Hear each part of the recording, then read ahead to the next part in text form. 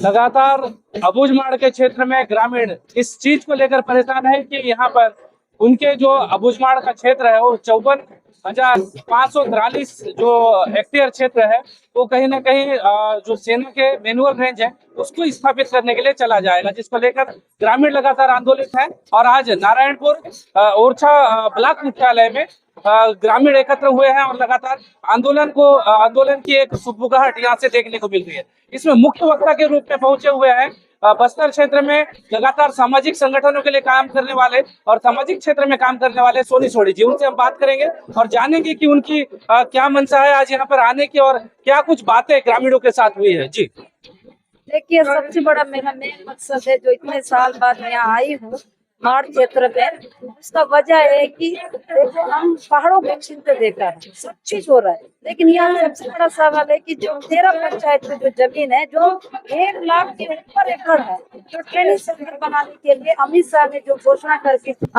ने जो घोषणा करके चले गए हैं वो चीज गलत है। यह ट्रेनिंग सेंटर मतलब ये युद्ध भूमि तैयार करने के लिए बस्तर में जो कोशिश किया जा रहा है, उस युद्ध भूमि के लिए कई ऐसे मतलब हमारे जो यहाँ की पब्लिक को जनता को वहाँ से बेदखल कर रहे 13 पंचायत के लोग, वो दुख का विषय है। तो मुझे ये डर है कि सलवा जुड़ूम की तरह फिर से दूसरा सलवा जुड़ूम की तरह चालू करने की कोशिश किया जा रहा है, जो नहीं होना चाहिए, उसमें यथावत रखना चाहिए।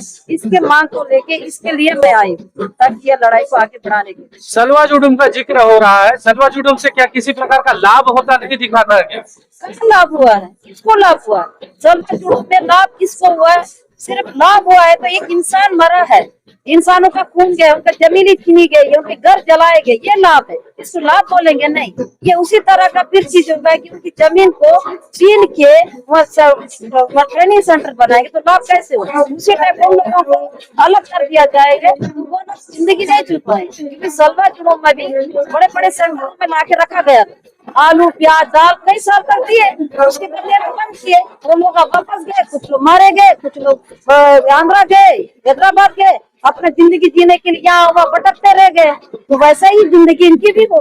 कितने लोगों का अगर बेदखल करेंगे तो उनको कितने दिन वो करे? सरकार सिर्फ एक घर दे सकता है, थोड़ा बहुत जमीन दे सकता है, लेकिन वो पेड़ देगा क्या? पहाड़ देगा क्या? वो जो आदिवासी जिस तरह की जीवन शैली दे पाएगा क्या? नहीं दे पाएगा। बहुत दिक्कतें हो जाएगी। उनके पैसे कहाँ से? पैसे क्या ऐसा थोड़ी पैसा तो कुछ खर्च हो जाएंगे, घर भी कुछ दिन के बाद संगाल हो जाएगा। घर उस घर को भरने के लिए जीने के लिए कहाँ से लाएंगे? क्योंकि उनके पास अगर जल जंगल जमीन ये पहाड़ ये पेड़ पौधे सब उसको सुरक्षित रहे तो पूरे वर्षों से तो सरकार को देने की जरूरत भी नहीं है, तो जी लेंगे। क्या सरकार के अंदर गांव में आज तक चावल दाल पहुंचा पा रही? क्या सोसाइटी है? क्या नहीं है? फिर भी जी रहे हैं ना, क्योंकि उनके जीने का जरिया पहाड़ है, पेड़ पौधे हैं, वो जमीन है, उससे बेदखल नहीं करते।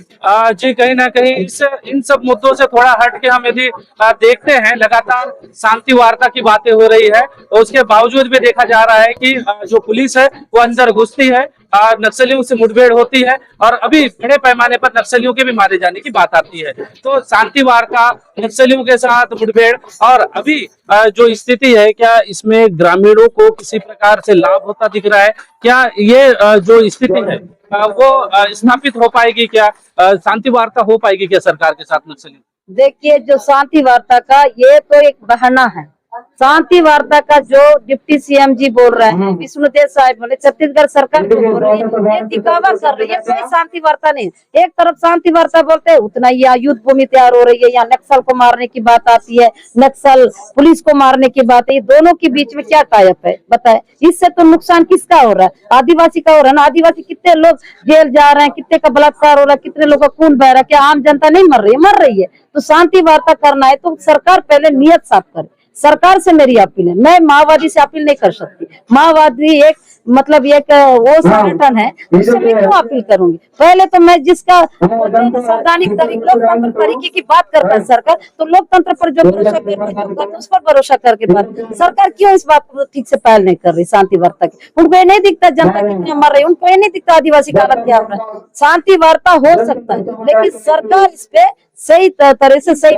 जनता को कौन मार रहा है? जैसे बलात्कार की बात आई, महिलाओं के बलात्कार की बात आई, कौन कर रहा है? देखिए, इसमें तो क्या है, कई तरह के हमारे पास केसेस है। पुलिस फोर्स के द्वारा बलात्कार किया गया, ड्यूटी लग है। अभी इस जनवरी की बात करें तो ड्यूटी लग हमारे गंगपुर क्षेत्र में रहती थी, उसके बाद 1.5 घंटा बलात्कार हुआ, एक गोली भी उसके शरीर में नहीं है, चीखती रही, चिल्लाती रही, वो बलात्कार को सहते रहे, बाद दम घुट गए। ये क्या बलात्कार किसने किया? फोर्स ने किया है। मेरे पास बहुत सारा डेटा है, क्या पेद्दा गेलूर में, चिन्ना गेलूर में किसने बलात्कार किया? फोर्स ने नहीं किया।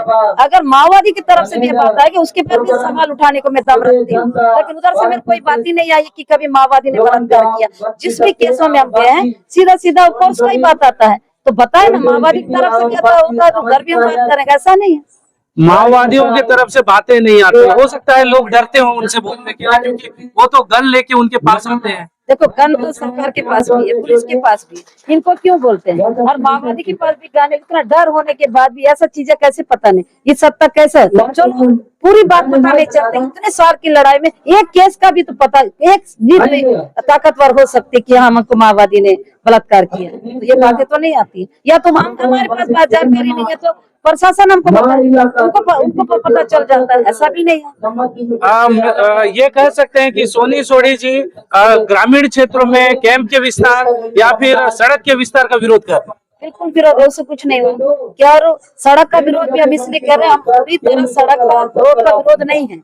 जो रोड बनाए मानव मतलब इंसान चलने का रोड बनाए, पशु पक्षी चलने के रोड, बच्चे चलने के रोड और स्वतंत्र रूप से चलने के रोड बनाए ना, उस रोड में वो क्या रहा है? कई जगह कैंप है, उस रोड में रोक के मेरे आदिवासी को बैठाया रहते हैं, 2-2 घंटा 3-3 घंटा उनके कपड़े उतारा जाता है, मतलब बनियानों से बैठाया जाता है पुरुषों को। ये क्या है रोड? तो रोड तो उसके लिए है ना जो बड़ी बड़ी कंपनियों के लिए रोड है। उस रोड से ट्रैक चल रहा हो, उदाहरण के लिए मैं यहाँ और चाहिए हूँ ना, ये डिपो का देख लीजिए कैसा रोड हुआ है। वो रोड क्यों किसने बिगाड़ा?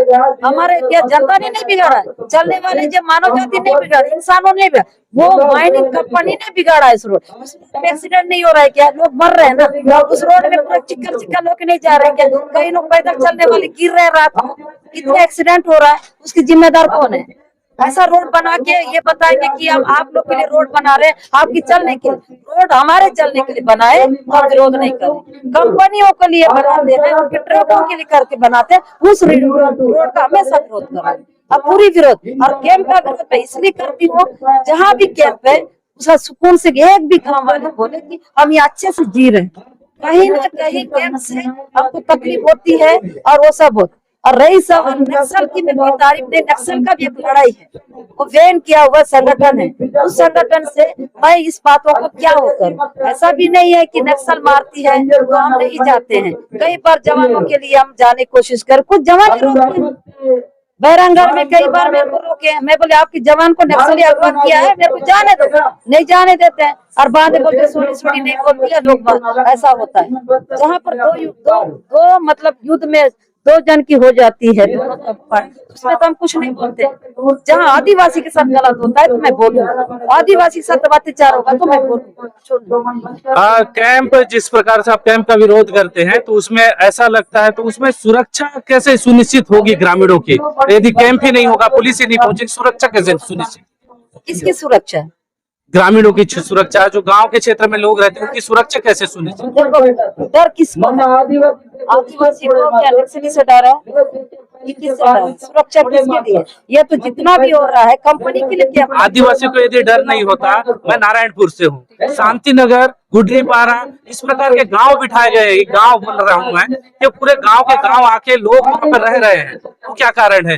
नक्सलियों के द्वारा कहीं ना कहीं जो प्रताड़ित लोग हैं वो आके रह रहे हैं, इस प्रकार की मानसिकता बनी हुई और वहाँ लोग रह भी रहे हैं। ऐसा होता है तो वहाँ पर जाके बातचीत होनी चाहिए, वो किस कारण से है, क्या आ रहा है, उसके बाद नक्सल की तरफ भी पहल होना चाहिए। सही, नक्सल तो होता है, गाँव वाले आए हो सकता नक्सल उस जगह में कुछ गलत किए है, उसके पास भी सवाल जवाब होना चाहिए। इस तरह से चीजों का एक दूसरे का बचाव हो जाएगा। ऐसा नहीं, अगर कैंप है तो कैंप से फिर हम लोग इतना क्यों भयभीत महसूस कर? हमको लगता है कि मैं जा रही थी, पता नहीं कौन से कैंप में मेरे को रोकेंगे, कौन सा वो करेंगे, मेरे खुद को ऐसा मुंह का चेहरा ढकना पड़ रहा है, क्यों? कितना बार मुझे रोके?